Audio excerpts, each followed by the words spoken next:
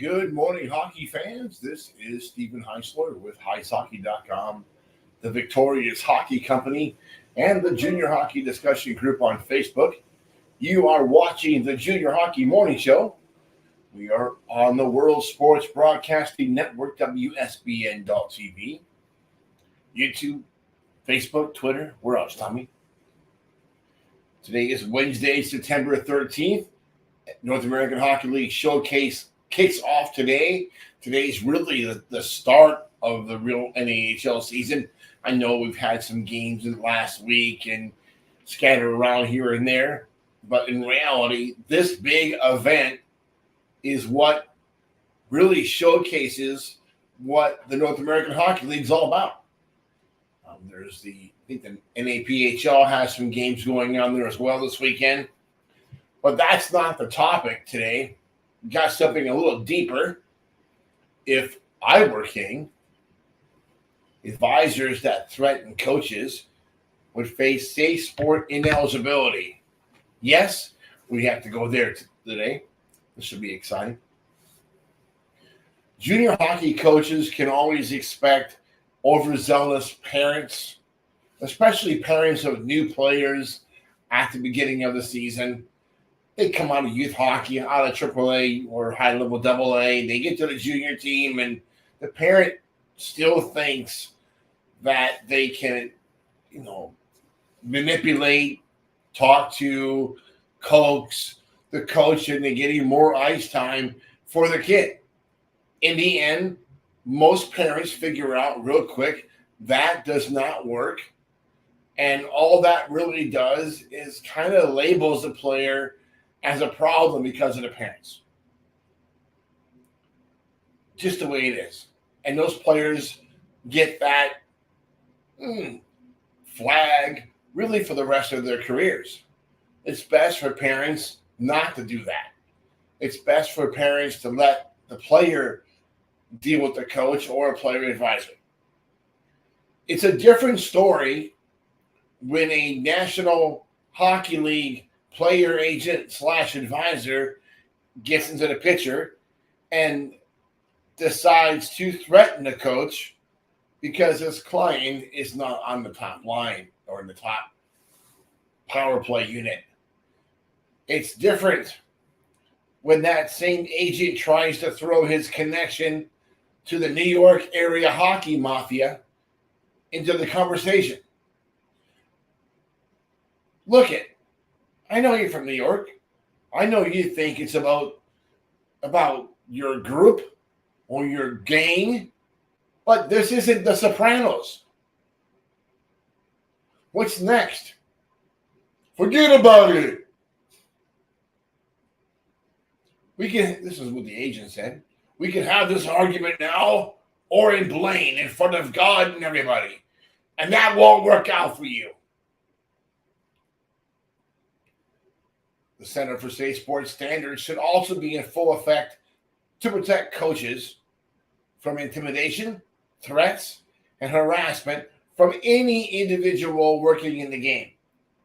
Yes, that must include those individuals or groups that act as advisors or agents. It's a sad situation when a coach is concerned about the possibility of a physical altercation instead of worrying about his team when he walks into the rink. The kid's trying to do his job. Young coach is just trying to do his job. Where a player is on the power play, what line he's on, is really none of the agent or advisor's concern. Nothing you are going to say is going to change that. The situation is worse when the player is actually a pretty good kid. It must be embarrassing for the kid to have the coach tell him, hey, look, I'm not talking to your advisor again. He's a donkey. Tell him not to call me.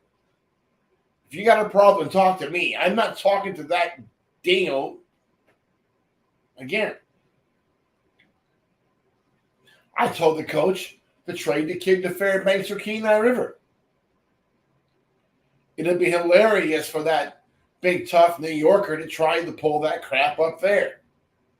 It's amazing how hard it is to find evidence from the belly of a hungry brown bear. I don't know where that guy's at. He went for a walk. He said he was going to go out and get a snack, or maybe he said he was going to walk outside and be the snack. I don't know. Some things don't make any sense. No, I'm not condoning violence. But if an advisor has the testicles to threaten a coach with his boys, hey, that doesn't work. Here's what we are getting from the leagues.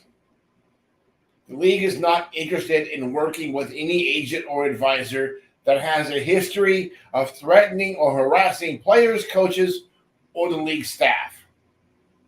Agents and advisors need to be held to the same standards, the same behavioral standards as everybody else in the game. Absolutely correct. Doing so, coaches with USA Hockey sanctioned teams should report any such behavioral violations directly to SafeSport. There needs to be a record of this kind of stuff, guys.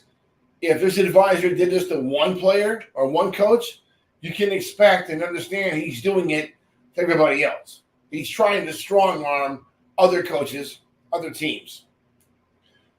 Doing so would create a track record that SafeSport needs to see.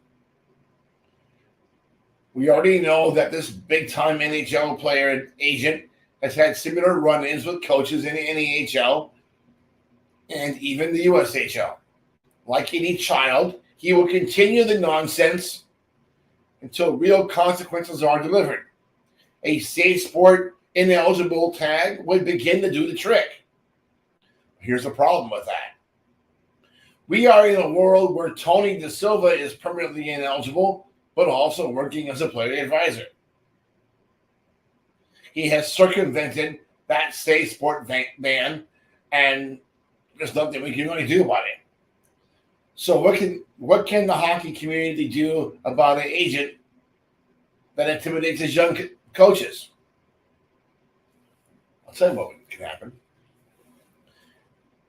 If that behavior continues and we hear about it again, he's going to find out what happens when everybody knows his name. Yes, he's an attorney because he's an NHL agent. Yes, he works for a big-time New York law firm. That's why I'm not saying his name. But Busta, I know who you are. And if it continues, I'm going to make sure everybody knows who you are.